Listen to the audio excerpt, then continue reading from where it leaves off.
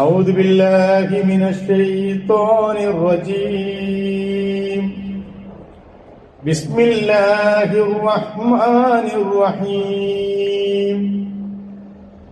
سبحان الذي أسرى بعبده ليلا من المسجد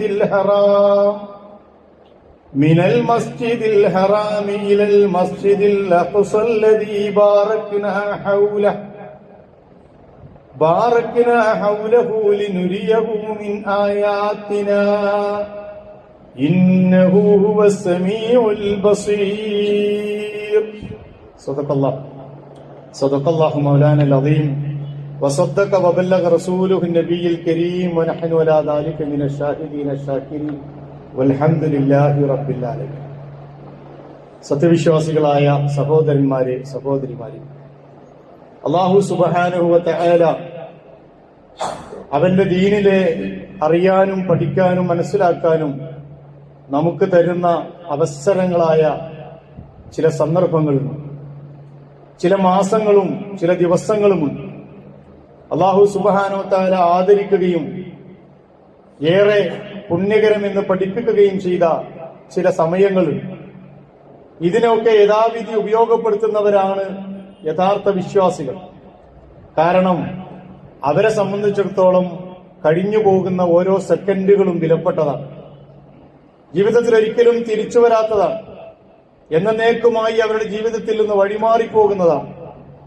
അതുകൊണ്ട് സമയത്തിന്റെയും സൗകര്യങ്ങളുടെയും വില മനസ്സിലാക്കിക്കൊണ്ട് അതിനെ യഥാവിധി ഉപയോഗപ്പെടുത്തുന്ന, അള്ളാഹുവിന്റെ മാർഗത്തിൽ അമലുസ്വാലിഹാത്തുകളുമായി ഉപയോഗപ്പെടുത്തുന്ന സത്യവിശ്വാസികളിൽ ഉൾപ്പെടണമെന്ന് ആദ്യമേ എന്നെയും പിന്നീട് നിങ്ങളിൽ ഓരോരുത്തരെയും ഞാൻ വസിയ്യത്ത് ചെയ്യുന്നു. അള്ളാഹു അതിനുള്ള തൗഫീക്ക് നൽകി അനുഗ്രഹിക്കുമാറാകട്ടെ. മുസ്ലിം ലോകം ഹിജ്റ വർഷം 1446 റജബ് മാസത്തിലാണ് ഇപ്പോൾ ഉള്ളത്. അള്ളാഹു പവിത്രമാക്കിയ 4 മാസങ്ങളിൽ ഒന്നാണ് റജബ്. ഇന്ന ഇദ്ദത്ത ശുഹൂരി ഇൻദല്ലാഹി 12 ശഹറൻ ഫീ കിതാബില്ലാഹ് യൗമ ഖലഖസ് സമാവാതി വൽ അർള മിൻഹാ അർബഅത്തുൻ ഹുറും. ആകാശഭൂമികളെ സൃഷ്ടിച്ച സമയം മുതൽ അള്ളാഹു ക്രമപ്പെടുത്തിയ കാലഗണനയിൽ 12 മാസങ്ങളുണ്ട്. മിൻഹാ അർബഅത്തുൻ ഹുറും, അതിൽ 4 മാസങ്ങൾ ഏറെ പവിത്രമാണ് എന്ന് പരിശുദ്ധ ഖുർആൻ പഠിപ്പിച്ച, അത് ഒരുമിച്ച് വരുന്ന 3 മാസങ്ങൾ ദുൽഖഅദ്, ദുൽഹജ്ജ്, മുഹറം. പിന്നീട് റജബുൽ മുഹറം എന്ന പേരിലും റജബുൽ ഫർദ് ഒറ്റയ്ക്ക് നിൽക്കുന്ന ഒരു മാസമായതുകൊണ്ട് റജബ് മാസത്തെ കൂടി അല്ലാഹു സുബ്ഹാനഹു വ തആല ഈ യുദ്ധം നിഷിദ്ധമായ പവിത്രമായ മാസങ്ങളിൽ ചേർത്തിരിക്കുന്നു. റജബ് എന്ന് പറയുന്നത് നമ്മളെ സംബന്ധിച്ചിടത്തോളം ഏറെ ഗൗരവത്തോടെ മനസ്സിലാക്കേണ്ടതാണ്. ഒരറ്റത്ത് അള്ളാഹു അതിന് നൽകിയ പ്രാധാന്യവും പരിഗണനയും മനസ്സിലാക്കുന്നതോടൊപ്പം മറ്റേ അറ്റത്ത് അതിൽ കടത്തിക്കൂട്ടിയ അല്ലെങ്കിൽ കടന്നുകൂടിയ അന്ധവിശ്വാസങ്ങളെയും അനാചാരങ്ങളെയും തിരിച്ചറിയുകയും കല്ലും നെല്ലും പതിരും നെല്ലും തിരിച്ചറിയാനുള്ള കഴിവ് കൂടി ഈ മാസത്തിൽ നമുക്കുണ്ടാകേണ്ടത്. അല്ലാഹുമ്മ ബാരിക് ലനാ ഫി റജബിൻ വ ശഅബാൻ വബല്ലിഗ്നാ റമളാൻ. ചില റിപ്പോർട്ടുകൾ പ്രകാരം റസൂലുള്ളാഹി സ്വല്ലല്ലാഹു അലൈഹി വസല്ലം ഇങ്ങനെ പ്രാർത്ഥിക്കാറുണ്ടായിരുന്നു എന്ന് ഹദീസ് ഗ്രന്ഥങ്ങളിൽ കാണുന്നുണ്ട്. അല്ലാഹുമ്മ ബാരിക് ലനാ ഫി റജബിൻ വ ശഅബാൻ. പടച്ചവനെ, റജബിലും ശഅബാനിലും ഞങ്ങൾക്ക് നീ ബർക്കത്ത് ചെയ്യണമേ. വബല്ലിഗ്നാ റമളാൻ, റമളാനിലേക്ക് ഞങ്ങളെ നീ എത്തിക്കണമേ റബ്ബേ. കാരണം റമളാൻ എന്ന് പറയുന്നത് ശഅബാൻ, റജബ് കഴിഞ്ഞ് അടുത്ത മാസം കൂടി കഴിഞ്ഞാൽ പിന്നെ റമളാനിലേക്ക് പ്രവേശിക്കാം. ഈ മരണം എന്ന് പറയുന്നത് നമുക്കറിയാം, ഏത് സമയത്തും ഏത് സന്ദർഭത്തിലും അള്ളാഹു തീരുമാനിച്ചാൽ ഒരു രക്ഷയില്ല. നമുക്ക് ചെയ്യാവുന്നത് റബ്ബിനോട് പ്രാർത്ഥിക്കൽ മാത്രമാണ്. വല്യഗനാ റമളാൻ, പടച്ചവനെ റമളാൻ ഇതാ ഞങ്ങൾക്ക് സമാഗതമാകാൻ പോവുകയാണ്. ഞങ്ങളെ പാപങ്ങൾ കഴുകിക്കളയാനുള്ള അവസരം, ഞങ്ങൾക്ക് തൗബ ചെയ്യാൻ കൂടുതൽ അവസരം, നിനക്ക് വേണ്ടി നോമ്പനുഷ്ഠിക്കാനുള്ള അവസരം, ഞങ്ങളുടെ കണ്ണുനീര് കൊണ്ട് കഴിഞ്ഞ 11 മാസത്തെ പാപക്കറകൾ കഴുകി റയ്യാനിലൂടെ നിന്റെ പ്രീതി കാംക്ഷിച്ചുകൊണ്ട് മുന്നേറാനുള്ള അവസരമാണ് റബ്ബേ റമളാൻ. ആ റമളാന് ഞങ്ങൾക്ക് നീ നഷ്ടപ്പെടുത്തരുത്. റമളാനിന്റെ വക്കത്ത് വെച്ച് പടച്ചവനെ ഞങ്ങളെ നീ പിടികൂടല്ലേ. പ്രാർത്ഥിക്കാനേ നമുക്ക് പറ്റൂ. റസൂൽ അങ്ങനെ പ്രാർത്ഥിക്കാറുണ്ടായിരുന്നു. വബല്ലിഗ്നാ റമളാൻ, പടച്ചവനെ റമളാനിലേക്ക് ഞങ്ങളെ നീ എത്തിക്കണം. ശഅബാൻ ബാക്കിയുണ്ട്, റജബിലാണ് നമ്മളുള്ളത്. അതുകൊണ്ട് അങ്ങനെ പ്രാർത്ഥിക്കണമെന്ന് റസൂലുള്ളാഹി സ്വല്ലല്ലാഹു അലൈഹി വസല്ലം പഠിച്ചു. മാത്രമല്ല ഈ മാസത്തോട് ഒരു നിലക്കും അനാദരവ് കാണിക്കരുത്. ഈ മാസത്തോട് എന്ന് മാത്രമല്ല, അള്ളാഹു പവിത്രമാക്കിയ മാസങ്ങളോട് അനാദരവ് കാണിക്കരുത്. യാ അയ്യുഹല്ലദീന ആമനു ലാ തഹില്ലു ശആയിറല്ലാഹ്, അള്ളാഹുവിന്റെ ചിഹ്നങ്ങളെ നിങ്ങൾ അനാദരിക്കരുത്. ഇതൊക്കെ അള്ളാഹിന്റെ ചിഹ്നങ്ങളിൽപ്പെട്ടതാണ്, ശആയിറാണ്. ആ ചിഹ്നങ്ങളോട് അനാദരവ് കാണിക്കരുത്. വലശ്ശഹറൽ ഹറാം, അള്ളാഹു പവിത്രമാക്കിയ മാസങ്ങളോടും നിങ്ങൾ അനാദരവ് കാണിക്കരുത്.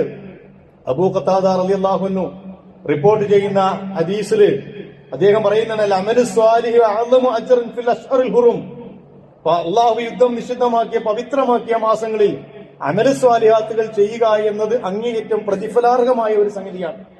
അതുകൊണ്ട് റമളാനിലേക്കുള്ള ഒരു മാനസികമായ ഒരുക്കം, റമളാനിലേക്കുള്ള ഒരു മുന്നൊരുക്കത്തിനുള്ള സന്ദർഭമാണ് റജബും ശഅബാൻ. ആ അർത്ഥത്തിൽ പ്രവാചകൻ തിരുമേനി സല്ലല്ലാഹു അലൈഹി വസല്ലം അമലു സ്വാലിഹാത്തുകൾ വർദ്ധിപ്പിക്കാറുണ്ടായിരുന്നു. സുന്നത്ത് നോമ്പുകൾ വർദ്ധിപ്പിക്കാറുണ്ടായിരുന്നു. തിങ്കളാഴ്ചയിലും വ്യാഴാഴ്ചയും ഒക്കെ പ്രവാചകൻ എടുക്കുന്നത് പോലെ നോമ്പെടുക്കാറുണ്ടായിരുന്നു.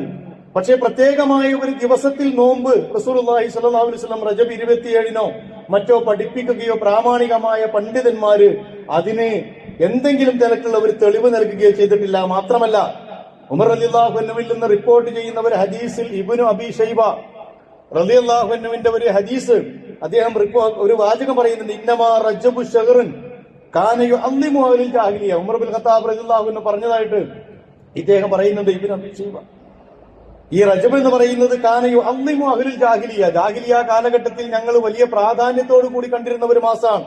ഫലമ്മാ ജാഅൽ ഇസ്ലാമു തുരിക, ഇസ്ലാം വന്നപ്പോൾ ആ അനാചാരങ്ങളെയും അന്ധവിശ്വാസങ്ങളെയും ഞങ്ങൾ ഇല്ലാതാക്കുകയാണ് ചെയ്തത്.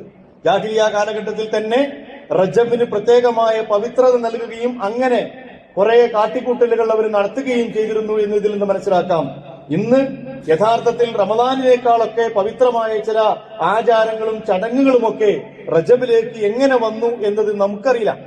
ഇതിന് ഇസ്ലാമികമായോ പ്രാമാണികമായോ ഒരു തെളിവും ഒരു ഹദീസും ഒരു സംഗതി ഒന്നുമില്ല. അത് അകലത്തിൽ നിർത്തുകയും എടുക്കേണ്ടതിനെ എടുക്കുകയും എടുക്കേണ്ടതിനെ ദൂരെ നിർത്തുകയും ചെയ്യുന്നതാണ് ഇസ്ലാമിക സമൂഹത്തിന്റെ പതിവ് രീതി എന്ന് മാത്രമാണ് ഇത് സംബന്ധിച്ച് പറയാനുള്ളത്. അതോടൊപ്പം തന്നെ റജബുമായി ബന്ധപ്പെട്ട് ഇസ്ലാമിക ചരിത്രത്തിൽ വലിയ ഒരു സംഭവത്തിന്റെ സ്മരണയുണ്ട്. അത് ഇസ്രാ മിഅ്റാജ് എന്ന് പറയുന്നതാണ്. റജബ് 27-നാണ് എന്ന ഒരു റിപ്പോർട്ടുണ്ട്.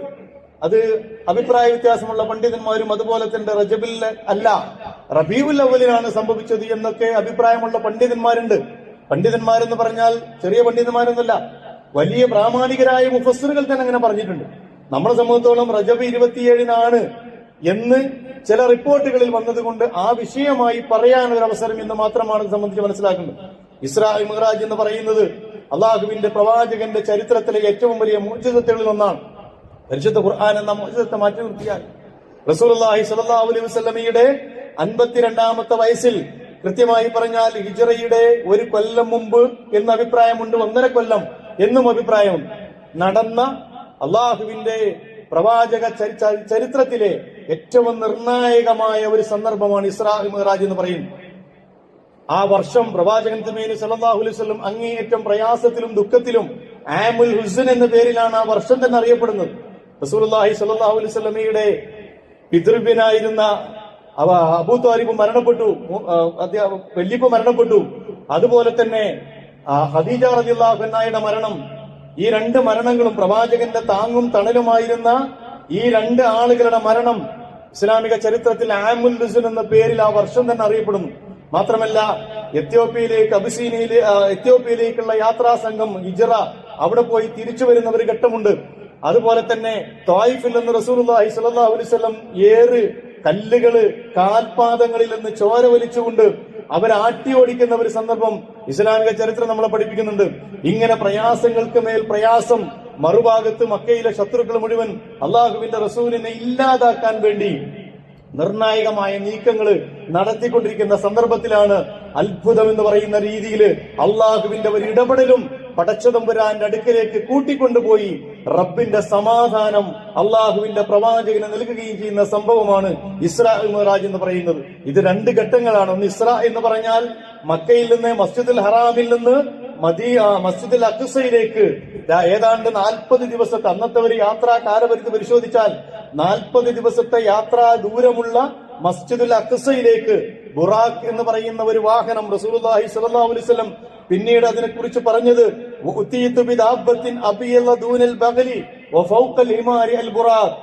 കോവർ കഴുതയേക്കാൾ വലുതും ചെറുതും അതുപോലെ തന്നെ കഴുതയേക്കാൾ വലുതുമായ ഒരു വാഹനം എനിക്ക് നൽകപ്പെട്ടു. അതിന് ബുറാക്ക്, ബർക്ക് എന്ന പദത്തിൽ നിന്നാണ് അത് ഉണ്ടാകുന്നത്. ഇടിമിന്നലിനാണ് ബർക്ക് എന്ന് പറയാം. റഹദ് ബർക്ക്, മിന്നലിനാ ബർക്ക് എന്ന് പറയാം. റഹദ് എന്ന് പറഞ്ഞ ഇടിയാണ്.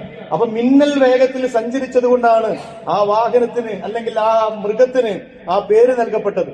റസൂലുള്ളാഹി സ്വല്ലല്ലാഹു അലൈഹി വസല്ലം മസ്ജിദുൽ ഹറാമിന്റെ ചാരത്തിരിക്കുന്ന സന്ദർഭത്തില് അള്ളാഹുവിന്റെ പ്രവാചകനായ ജിബ്രീൽ അലൈഹിസ്സലാം അവിടെ വരികയും അവിടുന്ന് കുറെ സംഗതികൾ, പ്രവാചകന്റെ ആത്മാവിന്റെ ശുദ്ധീകരണവുമായി ബന്ധപ്പെട്ട കുറെ കർമ്മങ്ങൾ നടക്കുന്നുണ്ട്.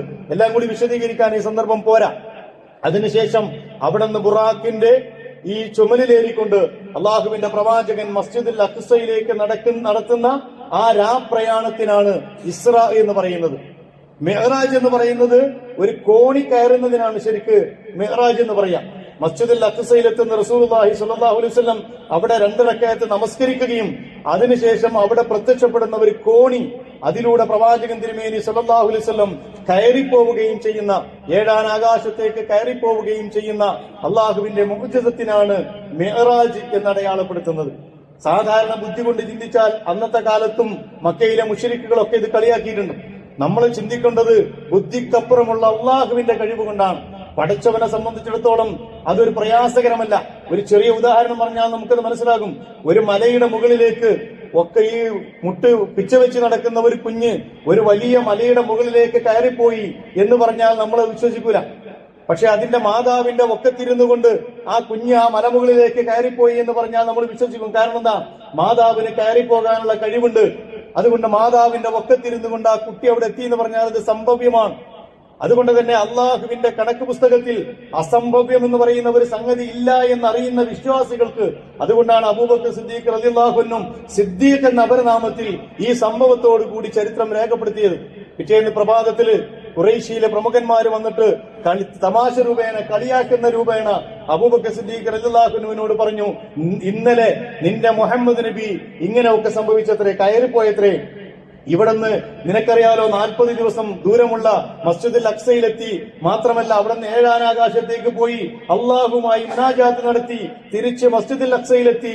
അവിടുന്ന് മസ്ജിദുൽ ഹറമിലെത്തി നേരം പുലർന്നപ്പോഴേക്ക് എന്ന് പരിഹാസ്യേണ രൂപേണ പറഞ്ഞപ്പോ എന്റെ റസൂൽ അങ്ങനെ പറഞ്ഞിട്ടുണ്ടെങ്കിൽ അത് സത്യമാണ് എന്ന് പറഞ്ഞതുകൊണ്ട് കൂടിയാണ് അബൂബക്കർ സിദ്ദീഖ് എന്ന അപരനാമത്തിൽ അറിയപ്പെടാൻ പിന്നീട് അങ്ങോട്ട് തുടങ്ങിയത്.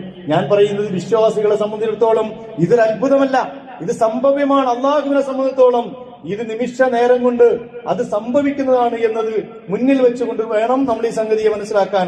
റസൂലുള്ളാഹി സ്വല്ലല്ലാഹു അലൈഹി വസല്ലമ അങ്ങനെ ആകാശത്തിലൂടെ കടന്നു പോവുകയും 7 ആകാശങ്ങളിലും 1ാം ആകാശത്ത് വെച്ച് ആദം നബി അലൈഹി ഇസ്ലാമിനെ കണ്ടുമുട്ടി, 2ൽ വെച്ച് ഈസാ നബിയെയും യഹ്യാ നബിയെയും കണ്ടുമുട്ടി, 3ൽ വെച്ച് യൂസുഫ് നബി അലൈഹി ഇസ്ലാം, 4ൽ ഹാറൂൻ നബി അലൈഹി ഇസ്ലാം, 5ൽ ഇദ്രീസ് നബി അലൈഹി ഇസ്ലാം, 6ൽ മൂസാ നബി അലൈഹി ഇസ്ലാം, 7ാം ആകാശത്ത് വെച്ച് ഇമാമുന ഇബ്രാഹിം നബി അലൈഹി ഇസ്ലാമിനെയും മുലാഖാത്ത് നടത്തി കണ്ടുമുട്ടിക്കൊണ്ട് അവിടുന്ന് സിദ്റത്തുൽ മുൻതഹയിലേക്ക് പോകുന്നു. മലായിക്കത്തുകൾക്ക് അവിടെ വരെ മാത്രമേ പ്രവേശനമുള്ളൂ. ജിബ്രീൽ അലൈഹിസ്സലാമിന് പോലും പ്രവേശനമുള്ള സിദ്റത്തുൽ മുൻതഹ, അതിർത്തിയിലെ ഇലന്തമരം എന്ന അറബി പേരിൽ അറിയപ്പെടുന്ന അള്ളാഹുവിന്റെ ആ മുനാജാത്തിന്റെ മലായിക്കത്തിന്റെ എത്താൻ സാധ്യതയുള്ള സ്ഥലം. അവിടുന്ന് റസൂലിനോട് പറഞ്ഞു, ഇവിടുന്ന് താങ്കൾ മുന്നോട്ട് പോകണം, അള്ളാഹുവുമായി മുനാജാത്ത് നടത്തണം. മുനാജാത്തിനെ കുറിച്ച് മുഫസ്സിറുകൾ കൂടുതലും അഭിപ്രായപ്പെട്ടത് അത് അള്ളാഹുവിന്റെ പ്രകാശമാണ്. റസൂലുള്ളാഹി സ്വല്ലല്ലാഹു അലൈഹി വസല്ലം ദർശിച്ചത് അള്ളാഹുവിനെ ആ രീതിയിൽ കാണാൻ മാത്രമേ സാധ്യമാകൂ. ദുനിയാവിൽ ജീവിക്കുമ്പോ ബാക്കി പരലോകത്തേക്ക് നീട്ടിവെച്ചതാണ് പടച്ചവൻ. അബൂ ദർ റളിയല്ലാഹു അൻഹു റിപ്പോർട്ട് ചെയ്യുന്ന ഒരു ഹദീസിൽ സഅൽതു റസൂലുള്ളാഹി സ്വല്ലല്ലാഹു അലൈഹി വസല്ലം, അള്ളാഹുവിന്റെ റസൂലിനോട് ഞാൻ ചോദിച്ചു, അൽ റഅയ്ത റബ്ബക യാ റസൂലല്ലാഹ്, അള്ളാഹുവിന്റെ റസൂലേ നിങ്ങൾ അള്ളാഹുവിനെ കണ്ടോ? ഈ സംഭവത്തിൽ അള്ളാഹുവിനെ നിങ്ങൾ കണ്ടോ? ഖാല നൂറുൻ ഇന്നി അറാ, അള്ളാഹിന്റെ പ്രകാശത്തെയാണ് ഞാൻ കണ്ടത്. അള്ളാഹുമായി മുനാജാത്ത് നടത്തി പ്രകാശവുമായി, അള്ളാഹുവിന്റെ പ്രകാശവുമായി അവിടെ വെച്ച് മുനാജാത്ത് നടത്തുകയും അവിടെ വെച്ച് പടച്ച തമ്പുരാന്റെ ആശ്വാസം നിങ്ങൾ ആലോചിച്ച് നോക്കി. ഈ ആമുൽ ഹുസ്നിന്റെ വർഷത്തില് എല്ലാ പ്രയാസങ്ങളും അവിടെ വെച്ച് പ്രവാചകന് നീങ്ങിപ്പോവുകയാണ്. നീ കടന്നു വരുന്ന വഴിയിലൊക്കെ കണ്ട പ്രവാചകന്മാരില്ലേ, ആ പ്രവാചകന്മാരുടെ സരണിയിൽ അവർക്ക് പോലും എത്താൻ കഴിയാത്ത വിധം അള്ളാഹുവിന്റെ അനുഗ്രഹത്തിന്റെ സഹായത്തിന്റെ പിൻബലത്തിലാണ് നിന്റെ നുബുവത്ത് നൽകപ്പെട്ടിട്ടുള്ളത്. പ്രവാചകരെ, താങ്കളുടെ റിസാലത്തിന് അള്ളാഹുവിന്റെ സഹായമാണുള്ളത്. അതുകൊണ്ട് ഒരു പേടിയും വേണ്ട, ഒരു പ്രയാസവും വേണ്ട, ഇത് വിജയിക്കുക തന്നെ ചെയ്യും എന്ന ആശ്വാസവാചകത്തോടൊപ്പം ഒരു സമ്മാനം കൂടി കൊടുത്തിട്ടാണ് അള്ളാഹു പറഞ്ഞയച്ചത്. ആ സമ്മാനം മുഹമ്മദ് നബി സല്ലല്ലാഹു അലൈഹി വസല്ലമക്ക് മാത്രമല്ല, ലോകത്തുടനീളമുള്ള ഖിയാമത്ത് നാൾ വരെയുള്ള മുഴുവൻ വിശ്വാസികൾക്കുമുള്ള ഒരു സമ്മാനം കൂടി അള്ളാഹു കൊടുത്തുവിട്ടു. 50 നേരത്തെ നമസ്കാരം ആദ്യം കൊടുത്തത് അങ്ങനെയാ. 50 നേരത്തെ നമസ്കാരം അന്നാണ് നിർബന്ധമാക്കപ്പെടുന്നത്. ആ 50 നേരത്തെ നമസ്കാരവുമായി തിരിച്ചു വരുമ്പോ ചരിത്രം നമുക്കറിയാം. മൂസാ നബി അലൈഹി ഇസ്ലാമാണ് പലതവണ എന്റെ ഉമ്മത്തിന് ഇങ്ങനെ നൽകപ്പെട്ടത് ഭാരമായിരുന്നു കേട്ടോ, അതുകൊണ്ട് താങ്കളുടെ ഉമ്മത്തിന് ഇത് ഭാരമാകും, അള്ളാഹുവിന്റെ അടുക്കിലേക്ക് തിരിച്ചു പോകണം, എന്നിട്ട് ഇത് കുറച്ചു തരാൻ അള്ളാഹുവിനോട് പറയണമെന്ന് പറഞ്ഞ് പല പ്രാവശ്യം നടക്കുന്നത് പല തഫ്സീറുകളിലും നമുക്ക് കാണാൻ കഴിയുന്നുണ്ട്. എന്താണെങ്കിലും ശരി, 50 റക്അത്തിൽ നിന്ന് 5 റക്അത്ത് നമസ്കാരമാക്കി നൽകി. എന്നിട്ട് പറഞ്ഞു, ഹാദാ മിഅ്റാജുൽ മുഅ്മിനീൻ, ഇത് മുഅ്മിനിന്റെ മിഅ്റാജാണ്. പ്രവാചകരെ, താങ്കൾക്ക് നാം ഈ നൽകിയ മിഅ്റാജ് പോലെ 5 നേരം ഒരു സത്യവിശ്വാസിക്ക് എന്റെ അടുക്കലേക്ക് കയറി വരാനുള്ള ഏണിയാണിത്. ആ മിഅ്റാജിലൂടെ, ആ ഏണിപ്പടിയിലൂടെ എന്റെ അടുക്കലേക്ക് വരണം. നമസ്കാരത്തിന്റെ പ്രത്യേകത നിങ്ങൾ നോക്കിയിട്ടുണ്ടോ? തുടങ്ങുന്നത് ഞാൻ അള്ളാഹുവുമായി ഇങ്ങനെ സമീപസ്ഥമായി അത്തഹിയ്യാത്ത് എത്തുമ്പോഴേക്ക് റബ്ബിലങ്ങ് വിലയം പ്രാപിക്കുന്ന വല്ലാത്ത ഒരു ഇബാദത്തിന്റെ പേരാണ് നമസ്കാരം. അതിന്റെ അർത്ഥങ്ങളിലൂടെ, ആ തസ്ബീഹുകളിലൂടെ, തഹ്ലീലുകളിലൂടെ കടന്നു പോകുന്ന ഒരു സത്യവിശ്വാസിക്ക് അവസാനം റബ്ബിന്റെ അടുക്കൽ മുനാജാത്ത് റബ്ബിൽ ആലമീൻ. അതുകൊണ്ടാണല്ലോ സത്യവിശ്വാസികളായ പ്രവാചക ശിഷ്യന്മാരൊക്കെ നമസ്കാരത്തിലേക്ക് നിന്നാൽ ലോകത്ത് നടക്കുന്നത് അവർ അറിഞ്ഞിരുന്നില്ല എന്നത് കേൾക്കുന്നത് തന്നെ നമുക്ക് അത്ഭുതമാണ്. അങ്ങനെ അനുഭവിക്കുന്നതല്ല, അത് കേൾക്കുന്നത് തന്നെ നമുക്ക് അത്ഭുതമാണ്. കാരണം നമുക്ക് അങ്ങനെ ഒരു അനുഭവം ജീവിതത്തിൽ ഉണ്ടാകുന്നില്ല. തന്റെ കാലിൽ തറച്ച അമ്പ്, യുദ്ധക്കളത്തിൽ വെച്ച് തറച്ച അമ്പ് വലിച്ചൂരാൻ ആ സ്വഹാബിയെ, ആ ചുറ്റുമുള്ളവരെ ശട്ടം കെട്ടുന്നത് നമസ്കാരത്തിലാണ്. ഞാൻ നമസ്കരിക്കുമ്പോൾ നിങ്ങളത് വലിച്ചൂരിക്കോ, എനിക്ക് പ്രശ്നമില്ല, ഞാൻ അറിയില്ല. നമ്മളൊന്ന് ആലോചിച്ചു. അടുത്തുകൂടി പാറുന്ന കൊതുകിനെ കൃത്യമായി അറിയുന്ന നമ്മൾ ഇതൊക്കെ കേൾക്കുമ്പോൾ നേരത്തെ പറഞ്ഞ പോലെ ഒരു തമാശ രൂപേണയാണ് നമ്മൾ കേൾക്കുന്നത്. മിഅ്റാജ് റബ്ബുൽ ആലമീൻ, എന്റെ റബ്ബിലേക്ക് ഞാൻ പോകാൻ തുടങ്ങിയാൽ അതിലൊരു അത്ഭുതമില്ല. പക്ഷെ അതിനൊരു ഭാഗ്യം വേണം. ആ നമസ്കാരക്കാരെ കുറിച്ചാ പറഞ്ഞത്, സ്വർഗത്തിന്റെ എല്ലാ പരിമളങ്ങളോടും കൂടി ആനയിക്കപ്പെടുന്ന വിഭാഗമെന്ന്. എന്താണെങ്കിലും പടച്ചതമ്പുരാൻ അവിടെ വെച്ച് ആ 5 വക്ത് നമസ്കാരം, എന്നിട്ട് പറഞ്ഞു, ഈ 5 വക്തിന് ഞാൻ നേരത്തെ താങ്കൾക്ക് നൽകിയ 50 റക്അത്തിന്റെ 50 വക്ത് നമസ്കാരത്തിന്റെ പ്രത്യേകതയുണ്ട് കേട്ടോ എന്ന് പറഞ്ഞുകൊണ്ട് അല്ലാഹു സുബ്ഹാനഹു വ തആല അല്ലാഹുവിന്റെ പ്രവാചകൻ അത് നൽകുകയും ചെയ്തു. അങ്ങനെ പ്രവാചകൻ തിരിച്ചു വന്നു. മസ്ജിദുൽ അഖ്സയിൽ വെച്ച് വീണ്ടും എല്ലാ പ്രവാചകന്മാർക്കും ഇമാമായി നമസ്കരിച്ചു. അവിടുന്ന് പ്രവാചകൻ വീണ്ടും മസ്ജിദുൽ ഹറാമിലേക്ക് നേരം പുലരുന്നതിന്റെ മുമ്പ് തന്നെ മസ്ജിദുൽ ഹറാമിലെത്തുകയും ചെയ്തു. ഇതാണ് ഇസ്രാ മിഅ്റാജിന്റെ ചുരുക്കം.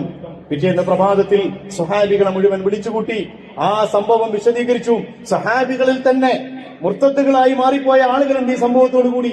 കാരണം അവർക്കത് വിശ്വാസത്തിനപ്പുറമാണ്, അവർക്കത് ഉൾക്കൊള്ളാൻ കഴിയാൻ മാത്രം വിശ്വാസദാർഢ്യം ആയിട്ടില്ലാത്ത ആളുകൾ ഇതിൽ റൈബ് സംശയം പ്രകടിപ്പിച്ചുകൊണ്ട് അള്ളാഹുവിന്റെ പ്രവാചകനോട് ഇത് ശരിയല്ല എന്ന് പറഞ്ഞവരുണ്ട്. അബൂബക്കർ സിദ്ദീഖ് റളിയല്ലാഹു അൻഹുവിനെ പോലെ അള്ളാഹുവിന്റെ നടപടിക്രമത്തിന്റെ ഭാഗമാണിത്, ഞങ്ങൾക്കതിൽ യാതൊരു സംശയവുമില്ല എന്ന് പറഞ്ഞ സ്വഹാബികളുണ്ട്.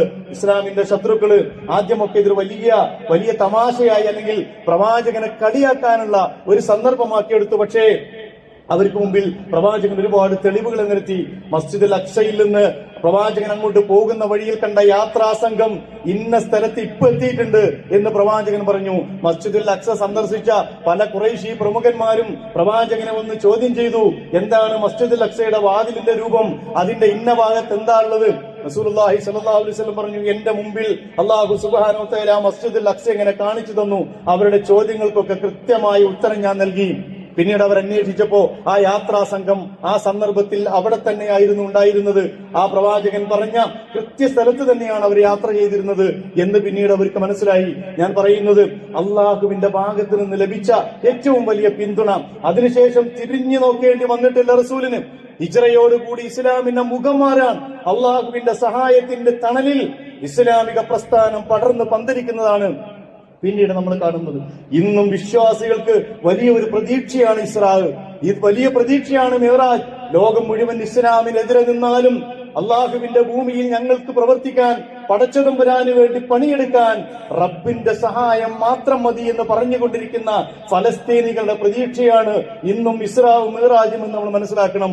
ലോകം മുഴുവൻ അവർക്കെതിരെ തിരിയുമ്പോഴും, ലോകത്തിലെ വൻശക്തികൾ മുഴുവൻ അവരുടെ ആയുധ കൂമ്പാരങ്ങൾ അവിടെ കൊണ്ടുവന്ന് തള്ളുമ്പോഴും, ആകാശത്തിലേക്ക് കണ്ണുകളുയർത്തി മിഅ്റാജിന്റെ കോണിപ്പടിയിലൂടെ കയറിപ്പോകുന്ന, നിങ്ങൾ ഏറ്റവും അവസാനം കണ്ടു ആയിരക്കണക്കിന് ഹാഫിളുകളുടെ ഒരു സനദ് ദാന സമ്മേളനം കഴിഞ്ഞ മാസം ഫലസ്തീനിൽ നടന്നു. ഈ യുദ്ധത്തിനിടയില്, ഈ ആയുധ കൂമ്പാരത്തിനിടയില് ഈ ജീവൻ തന്നെ നാളെ ഉണ്ടാകുമോ എന്നറിയാത്ത ഒരു വിഭാഗം അള്ളാഹുവിന്റെ കലാം മുഴുവൻ മനഃപ്പാടമാക്കി ലോകം കണ്ട ഏറ്റവും വലിയ സന്തോഷ പ്രകടനം നടത്തിയ ഒരു സനദ് ദാന സമ്മേളനത്തിന് ഫലസ്തീൻ കഴിഞ്ഞ ആഴ്ച സാക്ഷ്യം വഹിച്ചു. ഞാൻ പറയുന്നത് അത് മിഅ്റാജിന്റെ കണ്ണുകൊണ്ടുള്ള പഠനമാണ്. അള്ളാഹുവിന്റെ സഹായത്തിൽ പ്രതീക്ഷ അർപ്പിച്ച ഒരു സമൂഹത്തിന്റെ അത്ഭുതകരമാണത്. അവരെ പരാജയപ്പെടുത്താൻ ലോകത്ത് ഒരു ശക്തിക്കും സാധ്യമല്ല. ഒരൊറ്റ ദിവസം കൊണ്ട് മറ്റു പല രാജ്യങ്ങളെയും കീഴടക്കാൻ കഴിയുന്ന വൻ ശക്തികൾ 1.5-2 വർഷമായി രാവും പകലും ശ്രമിച്ചിട്ടും അതിന് നടക്കുന്നില്ലെങ്കിൽ ഒരൊറ്റ കാരണമേ ഉള്ളൂ. അവർ പ്രതീക്ഷ വെക്കുന്നത്, അവർ സഹായം അഭ്യർത്ഥിക്കുന്നത് അറബ് നാടുകളോടല്ല, അറബ് വംശങ്ങളോടല്ല, മറിച്ച് അതിനപ്പുറത്തുള്ള റബ്ബുൽ ആലമീനായ പടച്ചതമ്പുരാനോടാണ് എന്നതുകൊണ്ട് അവർക്ക് ആരെയും പേടിക്കാനില്ല. അവരൊരു ശക്തിയെയും ഭയപ്പെടുകയും ചെയ്യില്ല എന്ന് മനസ്സിലാക്കണം. അതിനുകൂടിയുള്ളതാണ് മിഅ്റാജ്. ഇസ്രാ വിശ്വാസികൾക്കുള്ള ഏറ്റവും വലിയ സന്തോഷമാണ്. അതുപോലെ തന്നെ ഒരുപാട് സംഗതികൾ റസൂലിന് കാണിച്ചു കൊടുത്തു. നരകവും സ്വർഗവും, സ്വർഗവും നരകവും ഒക്കെ കാണിച്ചു കൊടുത്തു. എന്തൊക്കെ അനുഭവങ്ങളാണ് അവിടെ ഉണ്ടാകാന്ന് കാണിച്ചു കൊടുത്തു. ഇതൊക്കെ കാണിച്ചു കൊടുത്തതിന് ഒരൊറ്റ കാരണമേ ഉള്ളൂ, അള്ളാഹുവിന്റെ കാരുണ്യത്തിന്റെ ഫലമാണത്. പ്രവാചകരെ പോയിട്ട് പറയണം, എന്റെ അടിയാറുകളോട് പറയണം, ഇതാണ് നരകം, ഇതാണ് സ്വർഗം. നിങ്ങൾക്ക് ഈ നരകത്തിൽ സാധ്യമല്ല കേട്ടോ ഒരു നിമിഷം പോലും സഹിക്കാൻ. ഇവിടേക്ക് വരരുതെന്ന് റസൂലെ, നിങ്ങൾ കണ്ട ഈ നരകമുണ്ടല്ലോ, ഇതുപോലെ ആ മക്കൾക്കൊന്ന്, ആ എന്റെ അടിയാറുകൾക്കൊന്ന് പഠിപ്പിച്ചു കൊടുക്കണം എന്ന് കാണിച്ചു കൊടുത്തതാണ് അല്ലാഹു സുബ്ഹാനഹു വ തആല. ഇപ്പുറത്ത് സ്വർഗം കാണിച്ചിട്ട് പറഞ്ഞു, ഇത് ഞാൻ അവർക്ക് വേണ്ടി ഒരുക്കി വെച്ചതാണ്, ഞാൻ അവർക്ക് വേണ്ടി തയ്യാർ ചെയ്തു വെച്ചതാണ്. യൗമ, അള്ളാഹുവിന്റെ ഭൂമി അള്ളാഹുവിനനുസരിച്ച് കൊണ്ട് ജീവിക്കുന്ന മുത്തഖികൾക്ക് വേണ്ടി ഞാൻ സജ്ജീകരിച്ചു വെച്ചതാണ്. റസൂലെ പറയണം അവരോട്, നിങ്ങൾ ഇങ്ങോട്ടാണ് വരേണ്ടത്, ആ നരകത്തിലേക്കല്ല. ഇതിലേറെ ഇനി നമുക്ക് എന്താ വേണ്ടത്? റബ്ബുൽ ആലമീൻ എന്താ ചെയ്തു തരേണ്ടത്? റബ്ബിന്റെ പ്രവാചകനെ അവിടെ കൊണ്ടുപോയി കാണിച്ചു കൊടുത്ത് അത് നേരെ നമുക്ക് പറഞ്ഞു തന്ന് ഇനിയും വിശ്വാസത്തിലല്ല നമ്മളുള്ളതെങ്കിൽ ഹസ്റത്തുൽ ആഖിറ, ദുനിയാവും ആഖിറവും നഷ്ടപ്പെട്ടവരെ കൂട്ടത്തിലായിരിക്കും നമ്മൾ ഉണ്ടാകുക. അതുകൊണ്ട് ഇത്തരം ഗുണപാഠങ്ങളും ചരിത്രങ്ങളും ഒക്കെ നമ്മുടെ നെഞ്ചേറ്റുവാങ്ങി അതിൽ നിന്ന് ഇബ്റത്ത്, ഗുണപാഠങ്ങൾ പഠിക്കാൻ നമുക്ക് സന്ദർഭമാകണം. അപ്പോഴാണ് റജബ് പ്രസക്തമാകുന്നത്, അപ്പോഴാണ് ശഅബാൻ പ്രസക്തമാകുന്നത്, വരാനിരിക്കുന്ന റമളാൻ അതിന്റെ ചൈതന്യത്തോടെ സ്വീകരിക്കാൻ കഴിയുന്നത്. അല്ലാഹു സുബ്ഹാനഹു വ തആല അത്തരത്തിലുള്ള ആളുകളിൽ എന്നെയും നിങ്ങളെയും ഉൾപ്പെടുത്തി അനുഗ്രഹിക്കുമാറാകട്ടെ. അഖൂലു ഖൗലി ഹാദാ അസ്തഗ്ഫിറുല്ലാഹ ലി വലക്കും വലി ജമീഇൽ المسلمين والمؤمنين أجمعين يا رب العالمين.